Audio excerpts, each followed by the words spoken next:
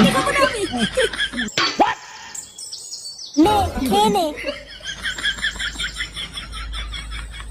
এ কি মা, আমার মাংস কই? মাংস আমাদের জন্য নয়, গুরুদেবের জন্য। গুরুদেবের আদেশ, গুরুদেব যে কয়দিন থাকবেন সেই কয়দিন আমাদের ঘি আর ভাত খেয়ে থাকতে হবে। হ্যাঁ হ্যাঁ ফুটো, তোমাদের জন্য শুধু ঘি আর ভাত, মাংস শুধুমাত্র আমার জন্য। আহা, আমি পারি না আর পারি না, আমি কেন মরি না। এটা কি হলো? লেওড়া শাটার ঘাম পায়ে ফেলে বাজার করে নিয়ে আসলাম আমি, আর আমার ছেলে শুধু ঘি আর ভাত খেয়ে থাকবে? এখানে কি লেওড়া নাটক হচ্ছে নাকি?